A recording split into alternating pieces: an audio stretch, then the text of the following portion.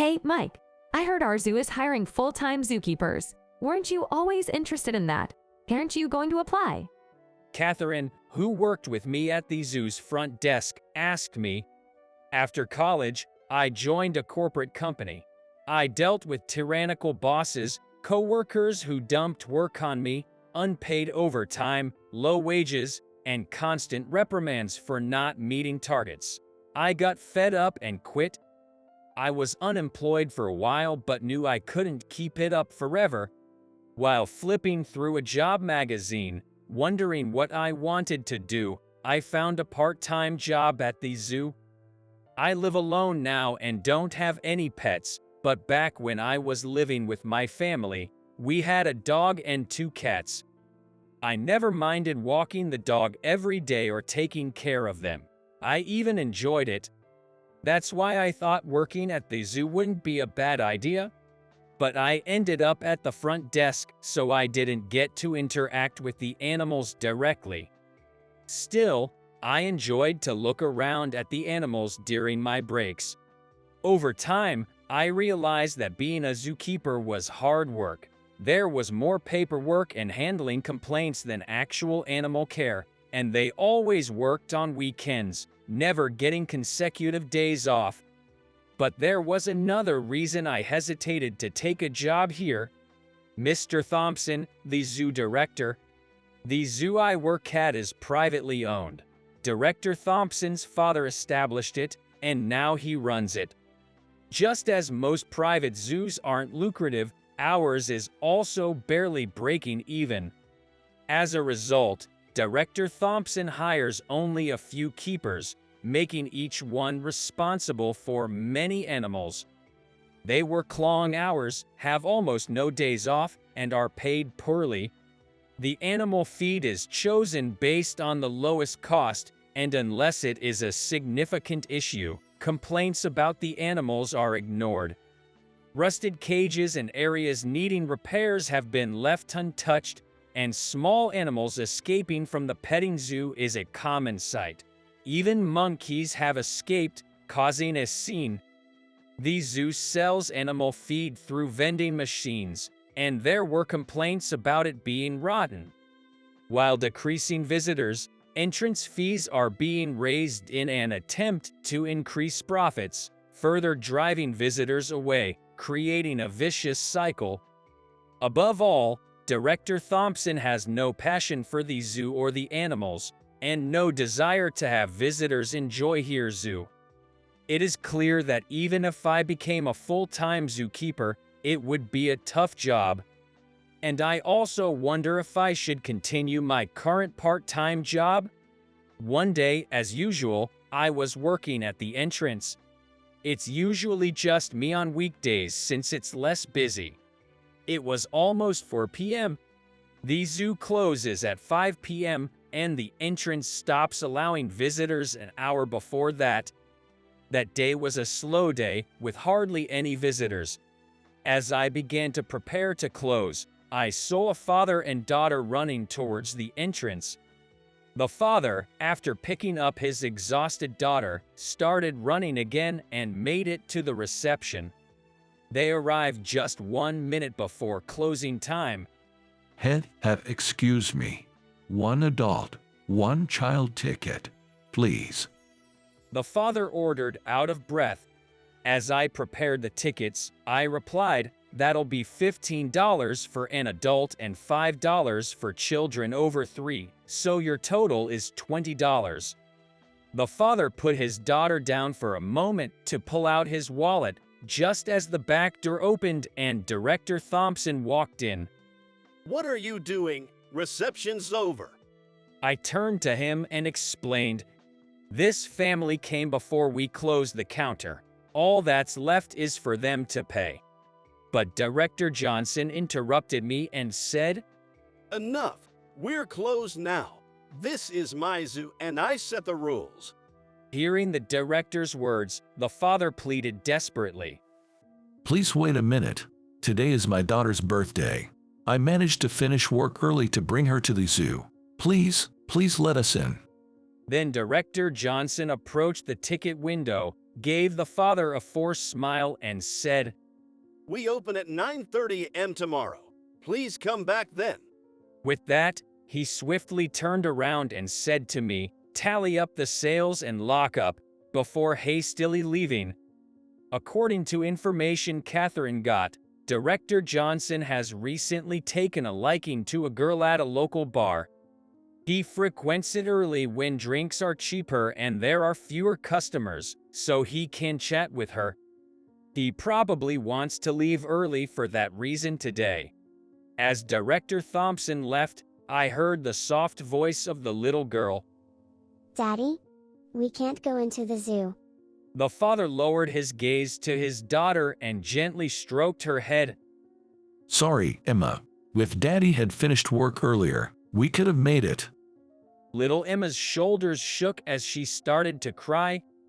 I really wanted to visit the zoo today. Seeing Emma crying, my heart tightened. Excuse me, can you give me $20? I found myself talking to the father. The father looked back in surprise. Are you sure?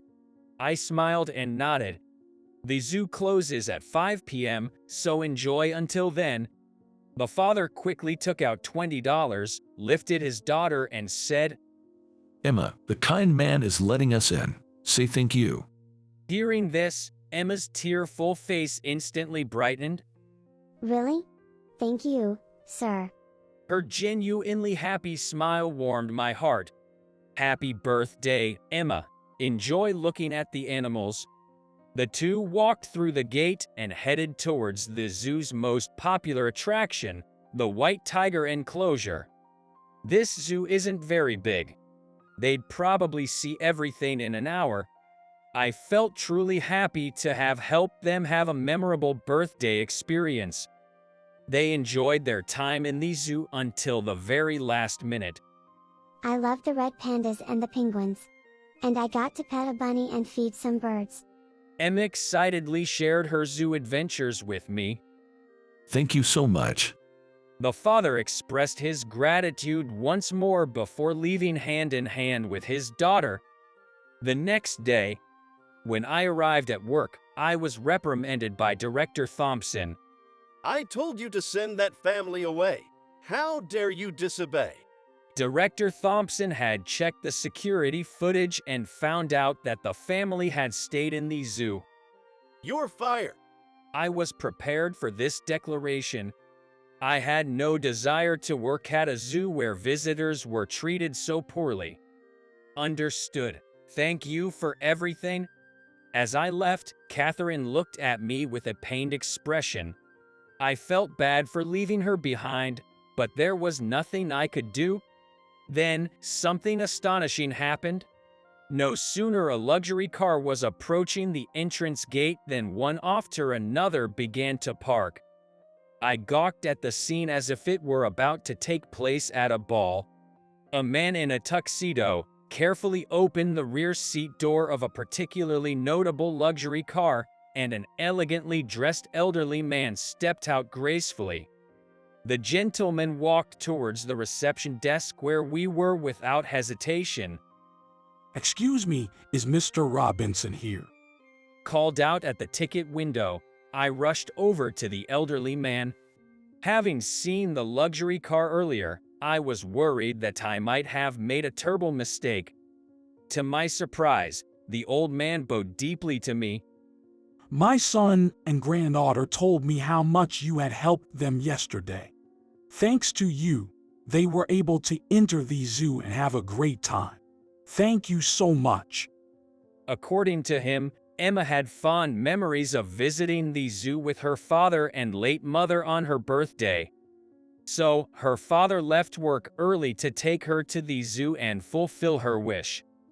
I fired this guy because he let that family in without my permission. He's no longer part of this zoo. Director Thompson glared not only at me but also at the elderly man. I was ashamed of him and sorry for the elderly gentleman. You fired him. The elderly man murmured in shock and then handed Director Thompson his business card. Nice to see you. The card read the name of a listed company and the title of chairman of the board. Realizing the old man is the chairman of a well-known company, both Director Thompson and I were astounded. I looked into this zoo a bit, and it seems to be really struggling financially. I'd like to chat about if that's all right with you. Director Thompson immediately responded to the chairman's words. Absolutely. Please do. The chairman invited me to join the meeting, and despite being just a part-time worker, I attended. At the meeting, the chairman pointed out the poor management of the zoo, poor working conditions, and animal welfare issues. I was amazed at how thorough the research was in such a short period. The truth about the zoo's conditions became public knowledge. Visitor numbers would plummet, and the financial situation would worsen. The zoo would go into significant debt. Director Thompson went pale at the chairman's words. I never wanted to manage a zoo. What should I do? The chairman gently approached the distressed Director Thompson. Why don't you transfer the management rights to me? Director Thompson grinned slyly, contemplating selling the zoo for a hefty price. But it wasn't going to be that easy. The chairman listed one after another the issues he had pointed out earlier about the zoo, explaining passionately that he might be the only one willing to take on a zoo that's barely breaking even. You're not satisfied. Why don't you look for another buyer? Director Thompson, feeling brushed off by the chairman, clung to his leg. Buy it at any low price. I'm fed up with managing this unprofitable zoo. And so, the chairman acquired the zoo from Director Thompson for next to nothing. 1 year later, Hey, big bro, we're back. Emma, holding the chairman's hand, greeted me with a cute smile. Since then, Emma often visits the zoo with her father or the chairman on weekends. The zoo has transformed immensely. The new director is a renowned zoo director who has retired, who the chairman persuaded him to join. Old, rusty cages and areas that needed repair were completely renovated and repainted. Moreover, they devised ways to bring visitors closer to the animals and show off the animals' unique traits. The zoo began to hold various events to keep visitors entertained. Previously unchanged zoo merchandise was redesigned with appealing characters. The animals received nutritionally balanced meals, making them healthier and more vibrant. An experienced veterinarian was hired full-time, reducing the keeper's worries. Until now, most of the feedback we received from our customers were complaints. However, we've started to hear comments like it was fun and I want to come back, which has boosted our staff's motivation. The working conditions improved considerably, with more keepers employed, reducing the burden on each. I've managed to take decent breaks, and while I can't get weekends off, I've become able to take consecutive days off during the weekdays. This is all thanks to the chairman. I plan to run it as a charitable venture for the first 5 years. Then we'll start to rebuild gradually. We'll surely turn a profit. True to his word, the chairman generously invested in the zoo and put in a lot of effort to turn its management around. Thanks to that, the number of visitors is gradually increasing.